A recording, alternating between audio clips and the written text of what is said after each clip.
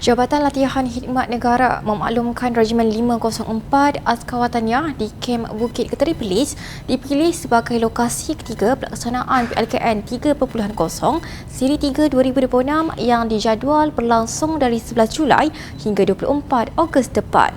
Menurut kenyataan JLKN, pemilihan kem baru itu dibuat berdasarkan keperluan semasa serta ketersediaan fasiliti latihan bagi memastikan kelancaran pelaksanaan program berkenaan. Katanya dengan pembukaan Kem Bukit Keteri, pelaksanaan PLKN 3.0 kini melibatkan 3 lokasi utama iaitu Regimen 515 Askar Wataniah di Kuala Lumpur, Regimen 505 Askar Wataniah di Pekan Pahang dan Regimen 504 Askar Wataniah di Perlis. JLKN turut memaklumkan simakan bagi bakal pelatih Siri 3 2026 yang melibatkan kelahiran tahun 2008 boleh dibuat menerusi sistem ePLKN 3.0 mulai 11 Mei 2026 pada jam 3 petang. Simakan boleh dibuat melalui sistem ePLKN 3.0.